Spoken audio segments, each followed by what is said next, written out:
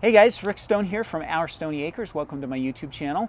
Today we're going to be talking about filling in those empty spots that you have showing up in your garden in July. So I'm going to give you 13 different plants that you can be planting in July and still have an expectation of getting a harvest. So if your garden is anything like mine, you're starting to get a few empty spots. So our garlic is going to be ready to harvest in less than a week. The onions will maybe be 2 or 3 weeks behind them. Our peas, we have one more picking and they'll be ready to pull out. And so all of a sudden we find ourselves with empty spaces in the garden. And we want to make sure that we fill those so that we are using that space productively. And so today I'm going to give you a list of 13 crops. We're going to break them down: warm season crops and some cool season crops that you can be planting in July and still expect to get a harvest, okay? All right, before we get started, please make sure you subscribe to my YouTube channel. Click that notification bell so you get notice every time I release new videos. Make sure you go follow us over on Instagram as well. I'd love to have you join us there. And make sure you stick around, because at the end of this video, I'm going to be talking to you a little bit more about our year-round gardening master course and the year-round gardening mini course, which is actually free. And if you're interested in that mini course to get a little bit of a taste as to what fall and winter gardening is all about, there's actually a link down in the description you can click on that will take you over and you can join that course for free. So go check that out. This video is meant for those of you who live in areas where your first frost date in the fall lands somewhere in October or early November.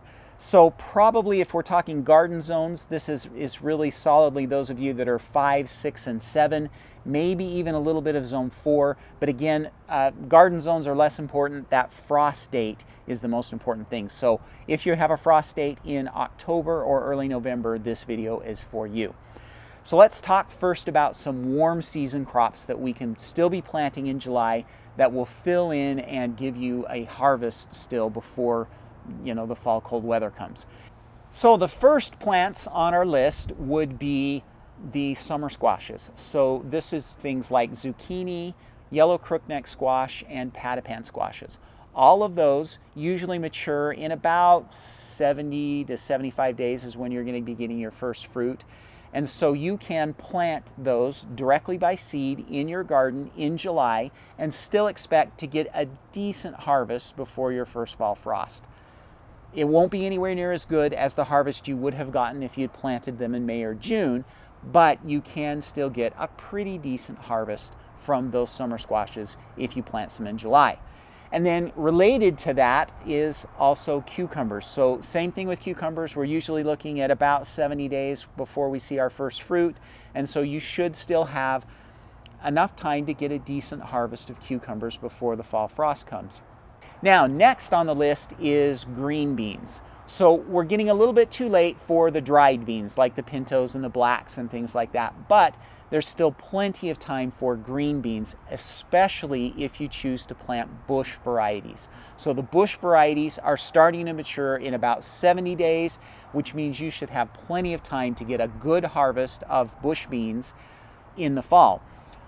If you want to grow some pole beans, I would suggest you try and get those in as early as you can in July. The sooner the better, because those take a little bit longer to mature. But again, all of those green beans, you should still be able to get a pretty decent harvest of those warm season crops before the fall comes, okay? Now we're going to talk a little bit about some cool season crops that are a little bit more tolerant of the heat. So, these are some of the plants that are going to stand up okay to the heat of July and August, and then mature in September and end up giving you a pretty decent harvest. And the first of those are some of the leafy greens.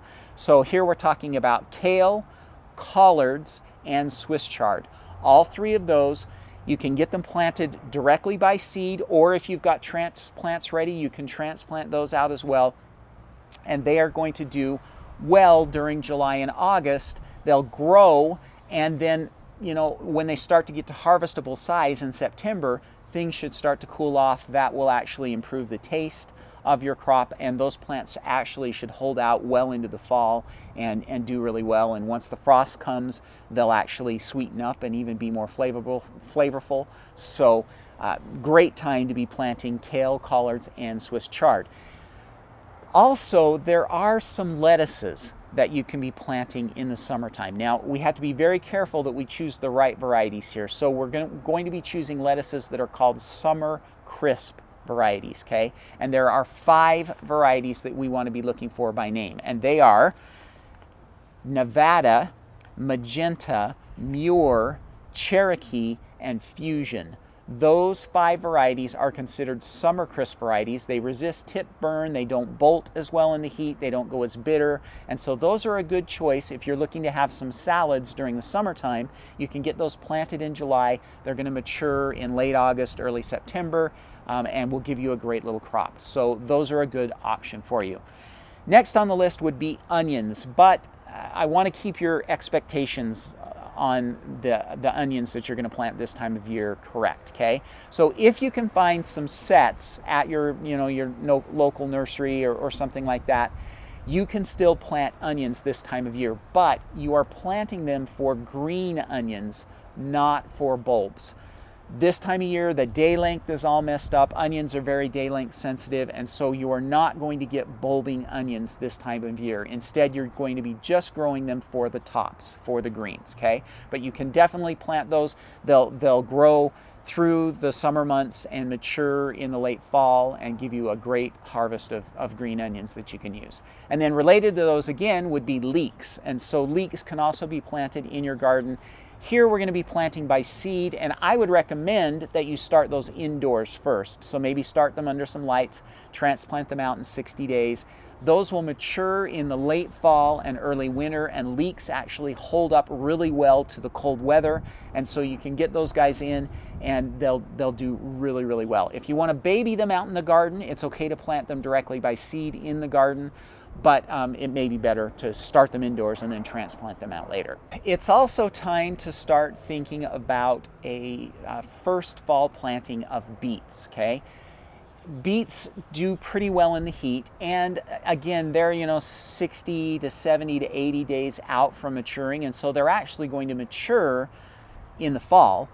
So a good planting of beets here in July is going to get you a head start on that fall crop. You'll be able to succession plant those maybe another 3 weeks later and another 3 weeks after that and have a great fall crop of beets. But you can get your first planting of beets in here in July, and they'll kind of have to be babied a little bit in the heat, but they should do well and will mature well for you in the fall. And then the last thing on the list is your peas for fall. Now, peas are solidly a cool season crop, but if you want a fall crop, and especially for those of us that have kind of shorter falls, you're going to want to be planting those probably sometime in July. So the target here is about 10 to 12 weeks before your first frost date, which for me means that I'm going to be putting them in mid-July. That's when I want to be planting my peas. Now, a fall crop of peas is never going to do as well as your spring planting. Peas just struggle more in the heat of the summer. They'll mature in the cooler fall time, but don't have big expectations. The crop is going to be smaller, the plants are going to struggle. I would recommend that you focus on things like snap peas and snow peas. Stay away from the shelling peas in the fall. Sometimes we just don't have the time for those to mature, and they just struggle so much in the heat that those shelling peas don't do as well. But the snap peas and the snow peas should do pretty well. Get those planted sometime in July, about 12 weeks, 10 to 12 weeks before your first frost date, and those should mature and do well for you as a fall crop, okay?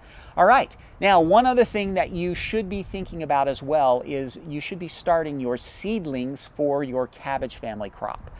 And I actually just did a video for that last week, and so there's a link right up here you can click on. Go over and check that video out. It'll tell you a lot more about what you should be doing for starting seedlings for those cabbage family crops indoors so that you can get those transplanted out early in the fall. Okay, so check that video out there as well.